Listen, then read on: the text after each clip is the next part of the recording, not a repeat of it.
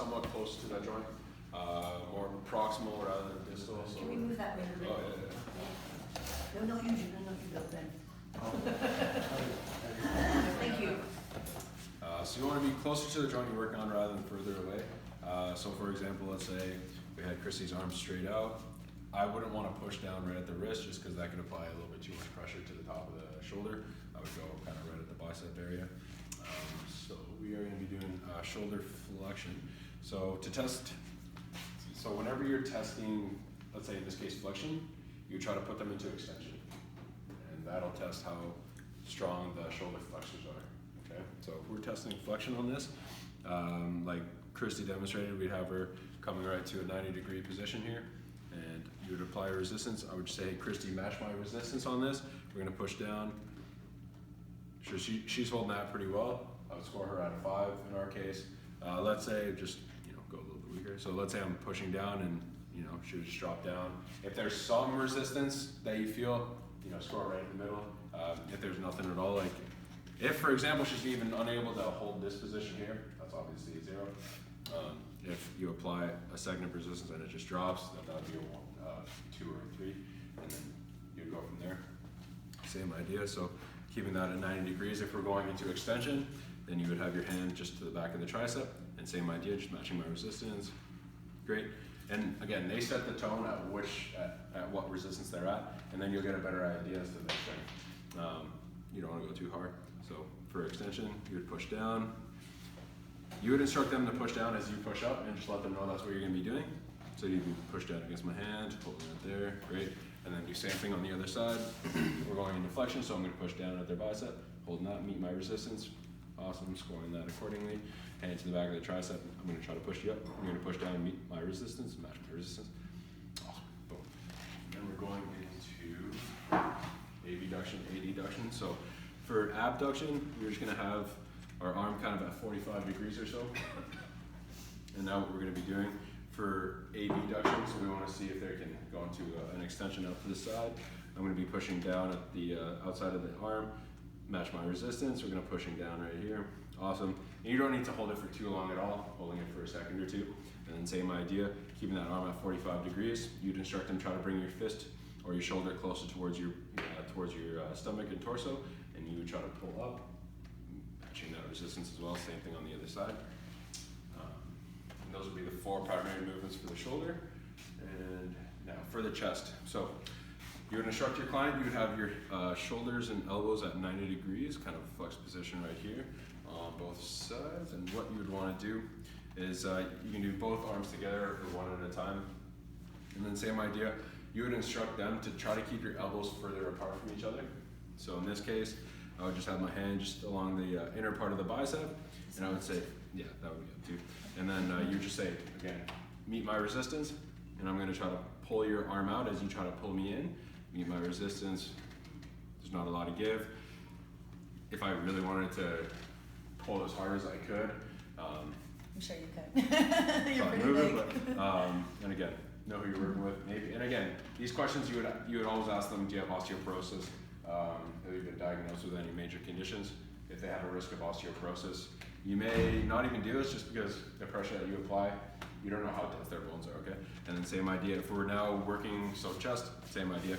Same thing on the other side, and then I'll really be targeting the chest muscles here. Regarding the back, same idea. You would keep them in this position right here, 90 degrees at the elbows and shoulder. Hands would be along the outside, and you would say, meet my resistance, and you would try to push their elbows in. That'll be working the back a little bit more as well, okay?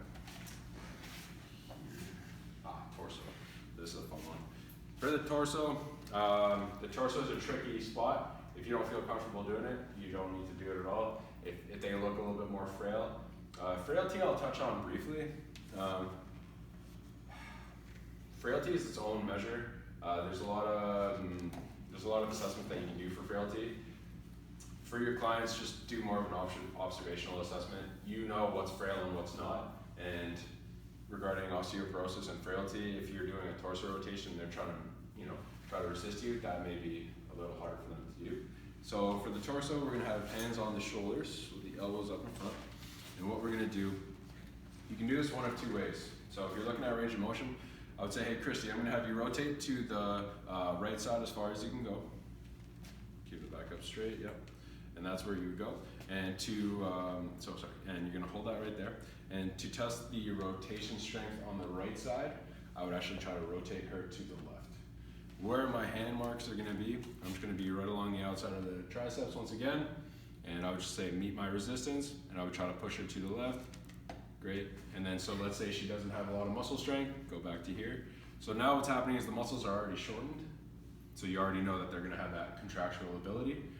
If, let's say, just go easy, I'm just gonna try to move your hand. So let's say she didn't have a lot of muscle strength, boom, I'd be able to move her pretty quickly. But again, you'll know that, okay, there's some resistance there, she's contracting the muscles, she has some strength, but I'm still able to move her around, okay? You can do the same thing, elbows, hands to the shoulders, you're gonna rotate as far as you can to the left.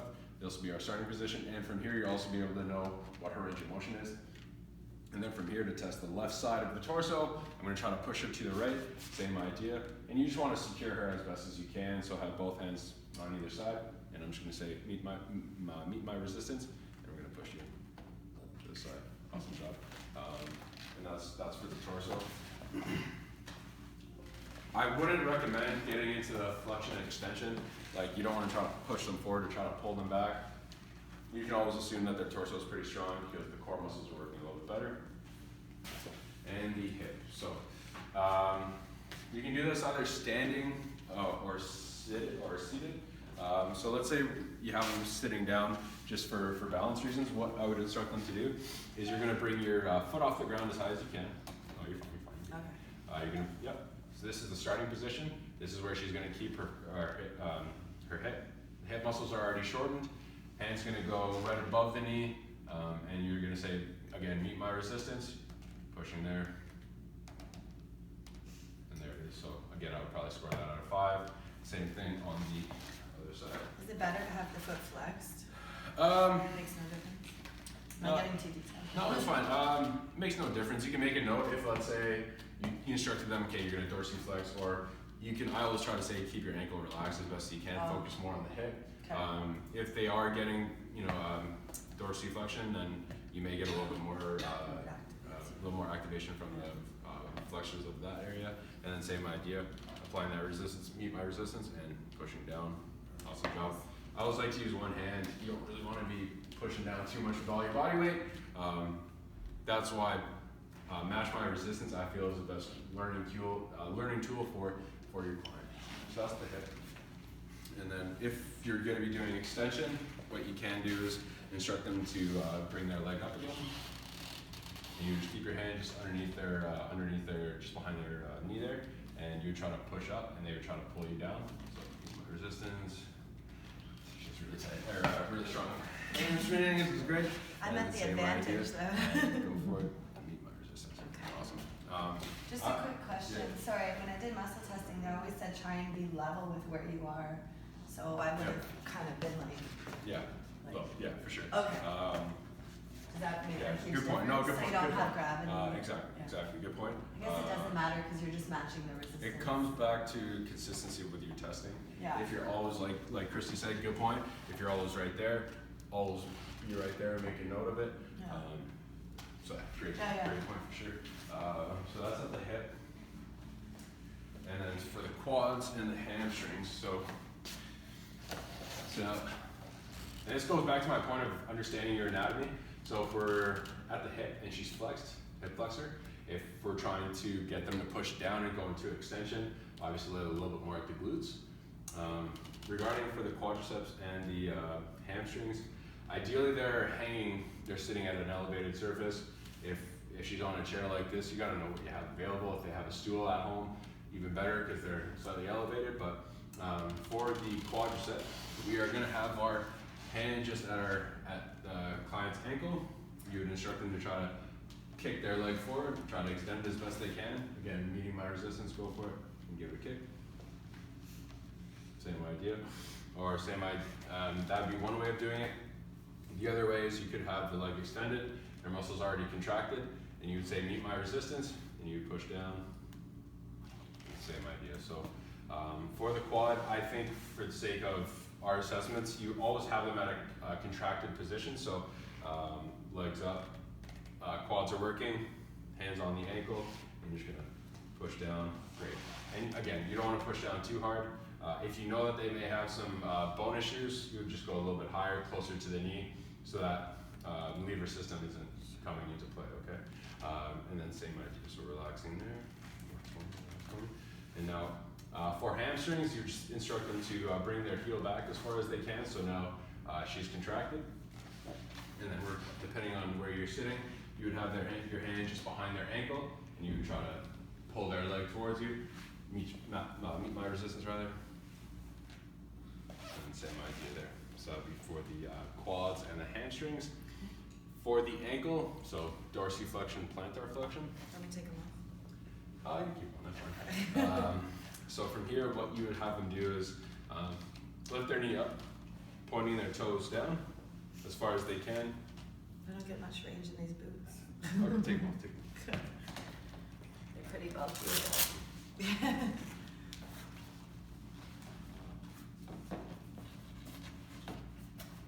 So if we're doing plantar flexion, you would have them point their toe as far down as they can. Matching that resistance, you're gonna have their hand right underneath, and you'll know that since their calves are working a little bit more, you're gonna instruct them just to meet my resistance, and you're gonna try to push up. And the other thing I should point out is, it's always good to secure at their knee as well. Yeah. So you have two hands, ideally. So I always try to keep the leg locked in. That way you're not gonna get any flexion or extension at the knee. It's gonna be strictly at the ankle. So if you have them, or rotation as well, exactly. So you're gonna instruct them to point their toe down. So this is gonna be plantar flexion, they're planting down. That means the calves are working. We're looking at calf strength here, and we're gonna try to push you up. Great, score that at 5. Now we're going to dorsiflexion, so we're gonna point them up. The tibialis anterior muscle is flexed, that's tight. And we're gonna test the strength of that. So my hand's just to the back of their knee, everything's tight, meeting my resistance. You're gonna push them down, awesome. Practice, practice, practice.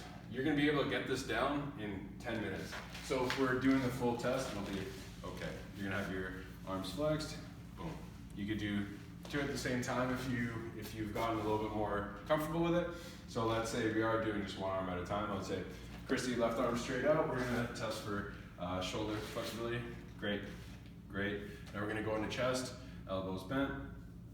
We're gonna test for the chest. We're gonna try to bring your elbows in, meeting my resistance, and you just keep rushing through it. Same thing, torso rotation, hands to the shoulder. You're gonna rotate to the